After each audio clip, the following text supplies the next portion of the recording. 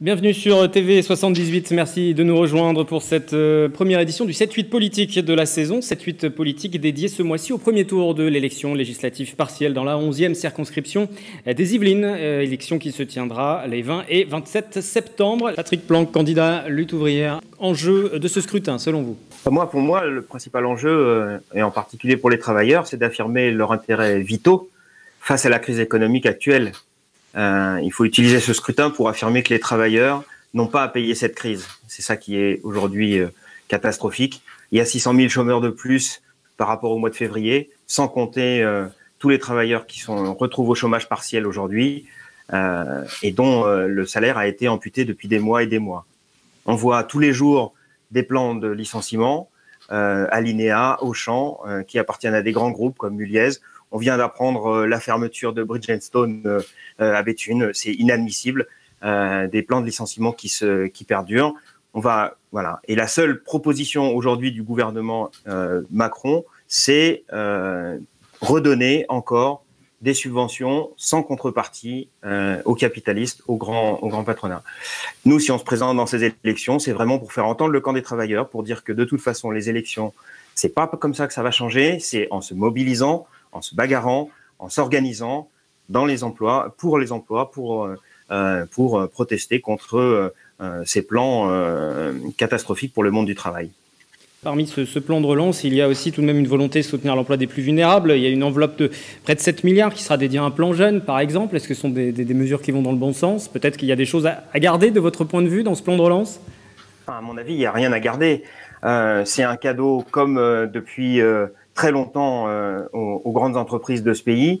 Que ce gouvernement ou le précédent ou celui même d'avant, de toute façon, ils n'ont que ça comme proposition. Il faut aider les entreprises qui vont continuer à licencier. Juste quand même pour replacer un peu dans le contexte, 100 milliards, on aurait la possibilité, et si l'État avait réellement la volonté de créer des emplois, et dans les collectivités, il y aurait pu y avoir aussi cette possibilité-là, 100 milliards, c'est 2,7 millions d'emplois à 1 800 € net, cotisation incluse pour un an. Oui, réellement, aujourd'hui, dans les transports, dans les écoles, dans les hôpitaux, il aurait fallu embaucher.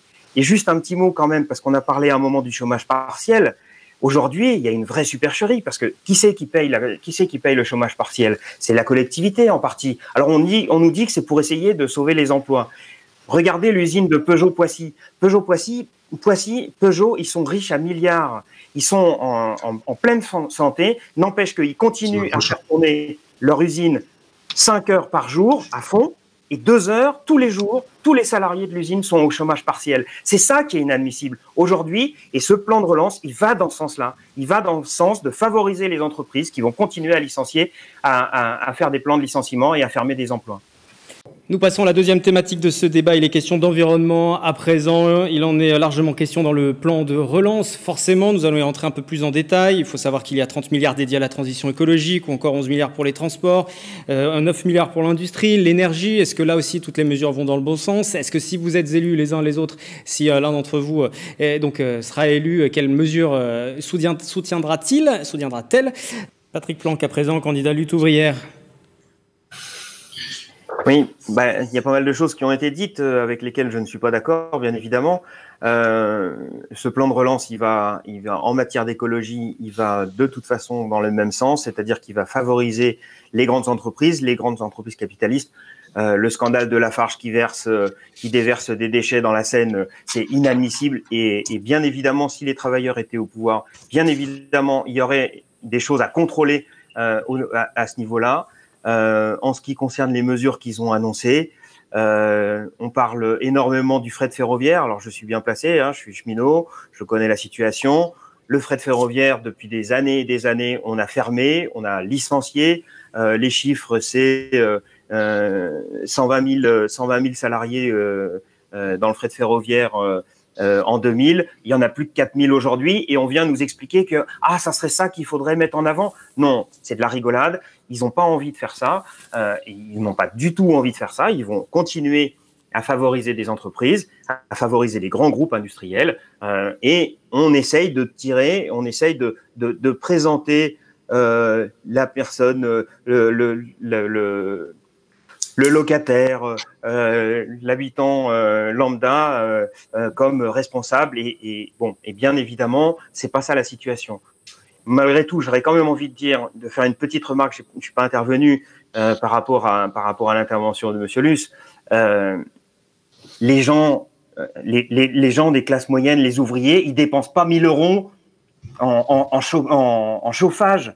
Ils n'ont même pas ça en salaire. Donc, ils ne dépensent pas 1 000 euros en chauffage. Ce n'est pas possible. Quand on connaît la situation, par exemple, allée des Yvelines à Trappes, où tout l'hiver, il n'y a pas eu de chauffage, alors que le bailleur avait les subventions, bah oui, on se rend bien compte que la situation, ça va pas se régler comme ça. Ça va se régler par la mobilisation des travailleurs et des salariés et des locataires dans les cités.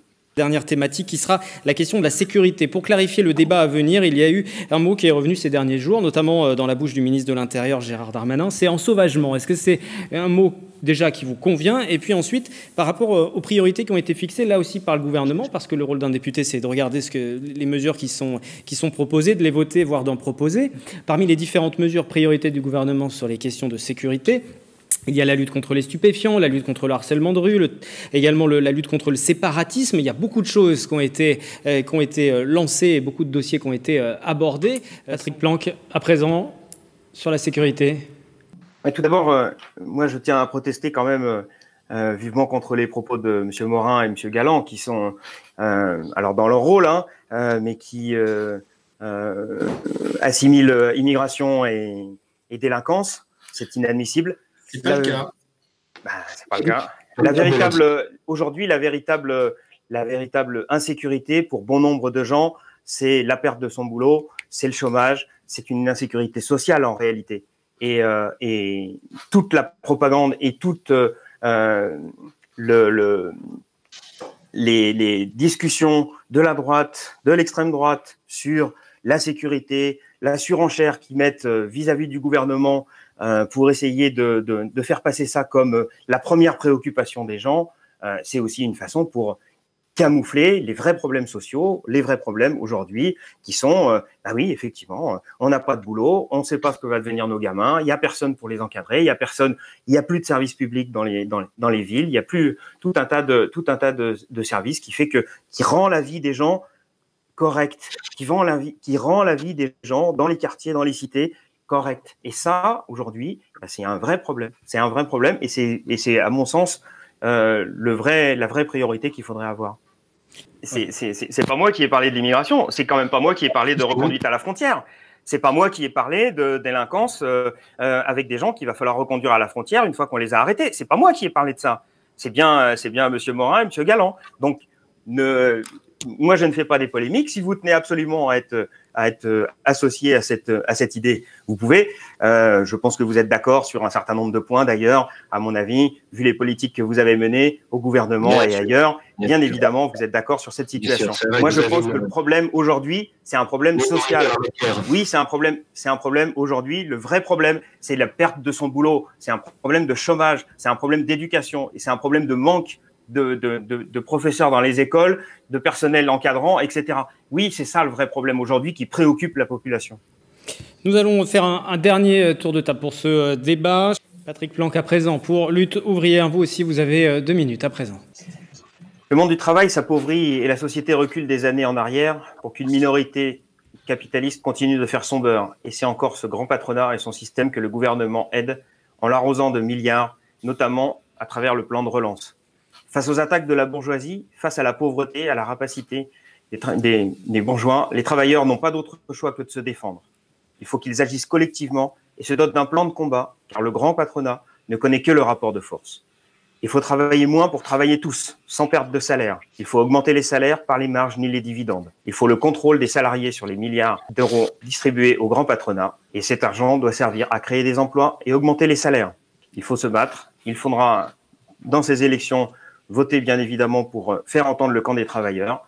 Et pour terminer, je voulais juste vous dire que demain soir, vendredi soir, une réunion publique se tiendra à Trappes, à la salle de la Maison des Familles, voilà, à 19h. Vous pouvez venir nombreux.